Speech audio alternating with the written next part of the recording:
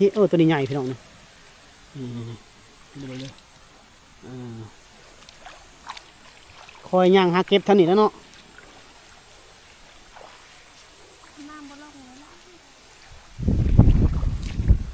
ขันน้ำบ่ลงหลายๆเนาะโอ้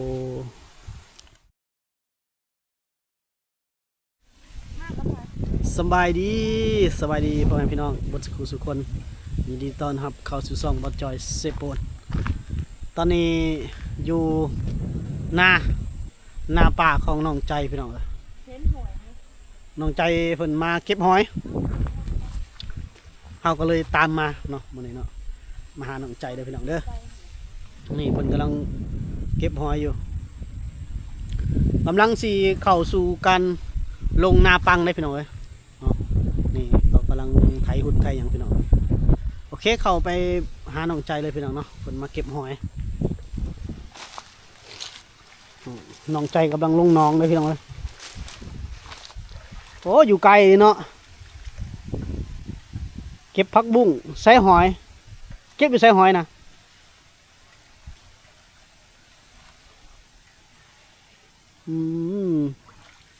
ใส่หมวกคักแน่เลยพี่น้องเลยมาเก็บหอยกับบุษวนเนาะ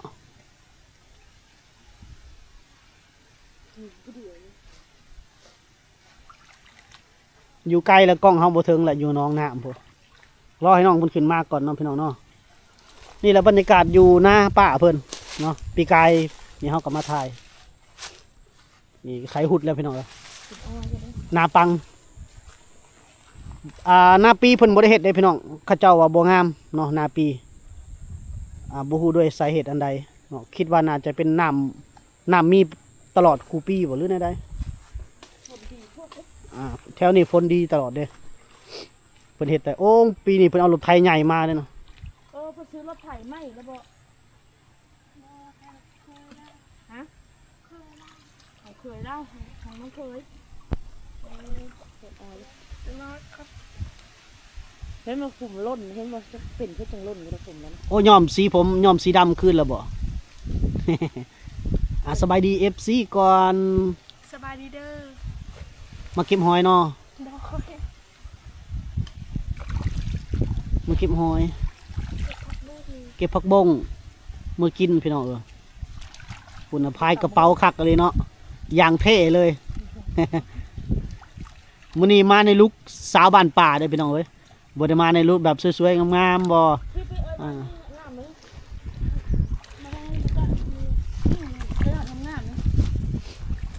เป็นก้นชี้แล้วเนี่ย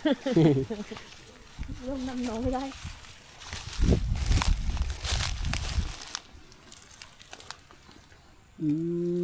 ผักบงงามๆเนาะ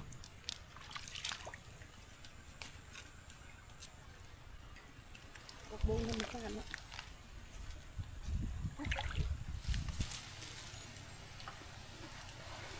ปลาใส่เกือบใส่แล้วหอยนะได้พอมากินตับมาหุ่นหรือเปล่าใส่เดี๋ยวเดี๋ยวกล้องพอดีก่อนไปเลาะเก็บในหน้าเขาได้หอยแล้วก็ไปเก็บต่อได้เพิ่นว่ายังได้บ่หลายเนาะอันนั้นผู้เอื้อยเพิ่นเก็บผู้ทั้งหลายเอาแล้วเฮาสิลงกลางหือนานํบ่ได้แล้วเดี๋ยวสิให้เพิ่นยกขึ้นมาเบิ่งว่ามันเป็นหอยประเภทใดน้องใจเก็บก่อนเนาะ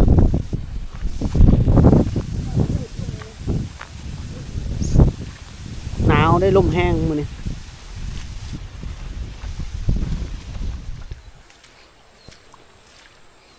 ลงนำน้องใจเลยเด้อพี่น้องเอ้ย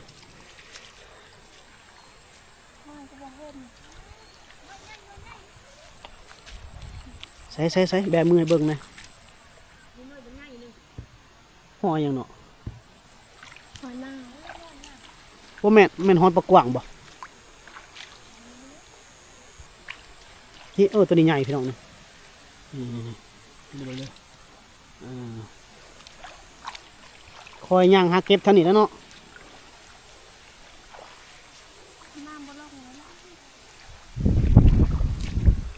ขันน้ำบ่ลงหลายๆเนาะโอ้ตาย พูดทางเอื้อยจะว่าหน่วยใหญ่ไปเก็บทางเอื้อยเจ้าไป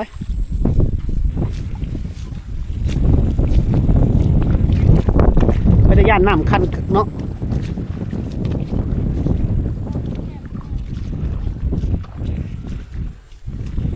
พี่น้องมาหอยยังนี่หอยปักกวางหรือหอยเชอรี่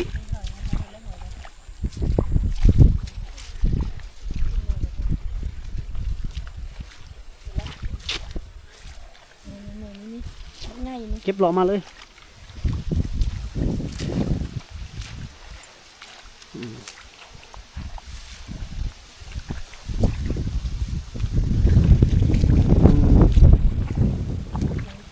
นี่แถวนี้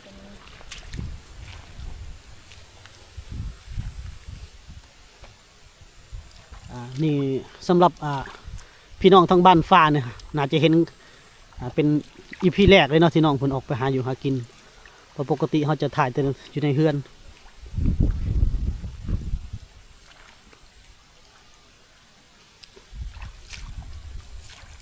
ได้เต็มอันเดียวนั่นอืม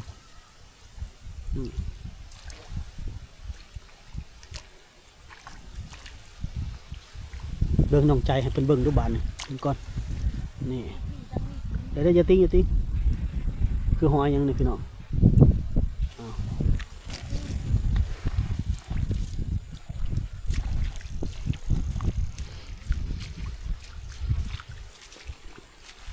หญ้าลายเนาะหญ้านี่เราไถถมหมดแล้ว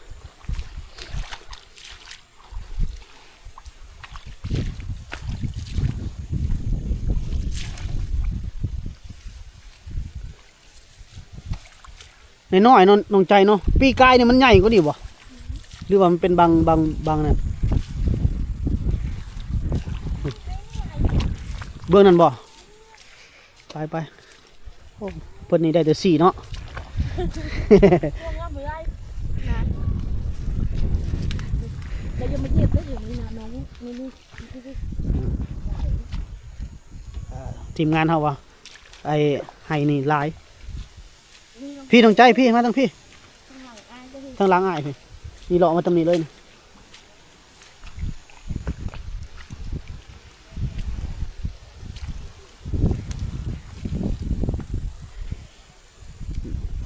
เก็บหอยเพิ่นว่า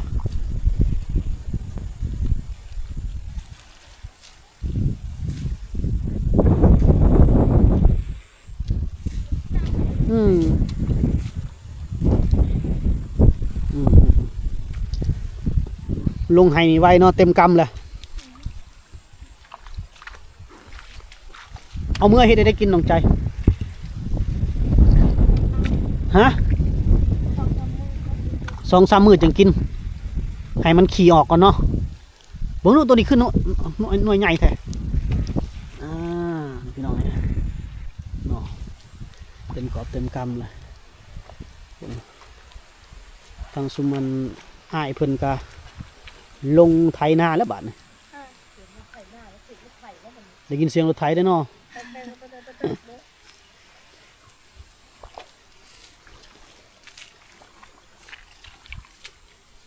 เป็นให้ป้าเพิ่นหน้าป้าเพิ่นพี่น้องหน้าลูกป้าลูกลุง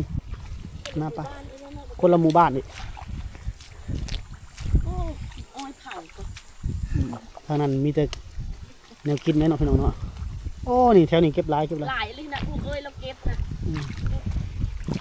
เก็บเอ้ย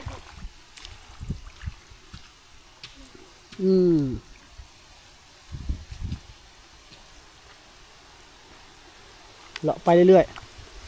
ๆน่ะกระเป๋าก็อย่างเท่เลยโอ้บอแบบนี้แหละนี่ร้านนี่แถวนี้แบบหญิงสาวดอยนะสาวบ้านป่าสาวงามบ้านป่าได้พี่น้องเลยมื้อนี้ก็ยังสวยเนาะขนาดมาแต่งตัวมาเก็บหอยนี่เนาะคนมันสวยอยู่แล้วเนาะหลานเนาะ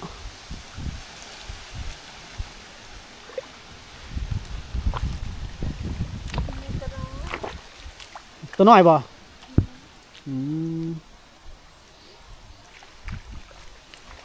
พี่ทั้งพี่ยังมาทั้งง่ายพี่ ซื้อน้ำมาเลยเพ่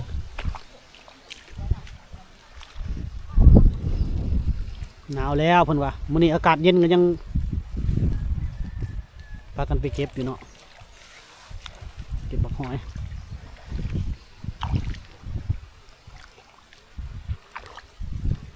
นี่ตัวหนาเฮานี่หน่วยใหญ่นี่เห็นบ่นี่ทางมือความมือไงเด้เนี่ยซ้ายมือใค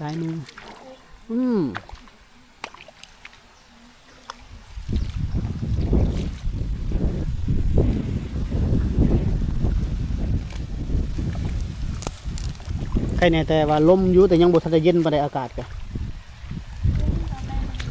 ตอนแรงเนาะเย็นเนาะเย็นแห้งนี่ตอนแรงนี่พี่น้องนี่ล่ะเห็นตอนไหน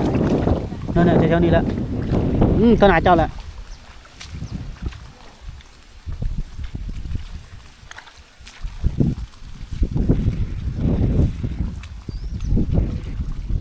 เก็บไปเรื่อยๆ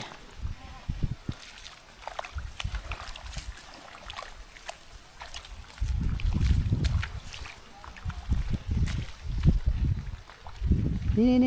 มานี่นี่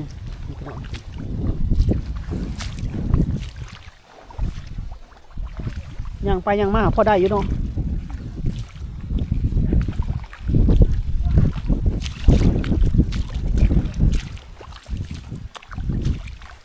เอาเริ่มย่างไว้แล้วบัดนี้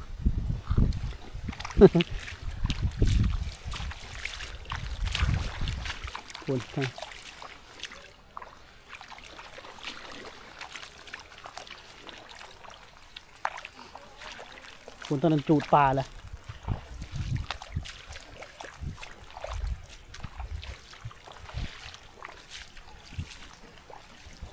โยนี่แหละนาเพิ่นพี่น้องปีหนึ่งก็ได้ข้าวหลายกระสอบเติบนาปังได้เห็ดแต่นาปังในนาปีบ่ได้เห็ด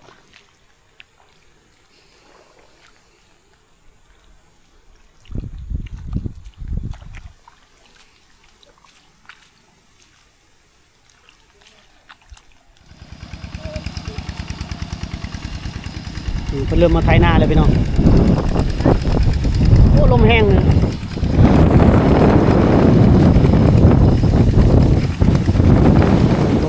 ลมเข้าสู่หน้าหนาวเด้ของใจก็เก็บหอยตองคลิปเอาปูจะได้ยินเสียง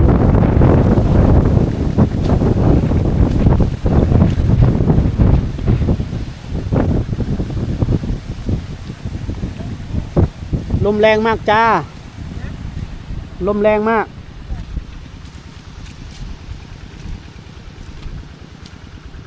เป็นไดลมแห้งโพดบ่สิได้หอยตื่มอยู่บ่เก็บไปเก็บมาอยู่เนาะ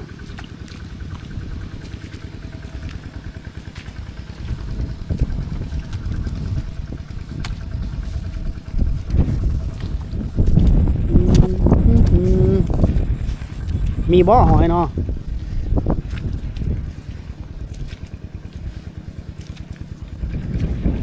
ได้อยู่บ่อหอยนานเอาคือได้น้อยมาแล้วบัดนี้ฮะได้น้อยแล้วเนาะคือบ่เบา ได้แต่พยักหน้ากับสาย กินแล้วข้าวมื้อนี้เห็นบ่หอยนะยังบ่ได้กินข้าวเที่ยงนั่นล่ะพี่ตัวนาไอ้ซื้ออันนั้นมาเนี่ยมื้อนี้ได้ซื้อบักฮุงเด้ตัวนานะซื้อบักฮุงกับซื้อไก่มาตัวหนึ่งว่าจะให้เธอไปเห็ดกินน่ะล่ะมาหากินก่อนเอาเมื่อไปเห็ดกินไป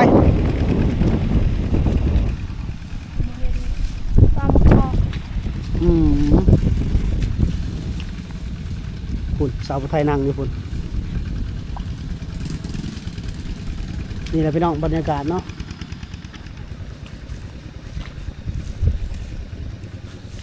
เดี๋ยว พอแล้วเก็บหอยนะบ่ได้แล้ว เห็น บ่มีแล้วเนาะไปใช้ต่อปะเนี่ย ตำมะกอก เอามากอกเอามากอกแล้วไปใช้ต่ออีก มือ เมื่อเห็ดกินเนาะมากอกใช่ปะเนี่ยใช้หอยได้หลายปานใดละบัดนี้สิได้เฮ็ดอยู่บ่บัดนี้ เห็น มีแต่พักบ่ เห็น อ่าให้กล้องตัวดีเขาเนี่ย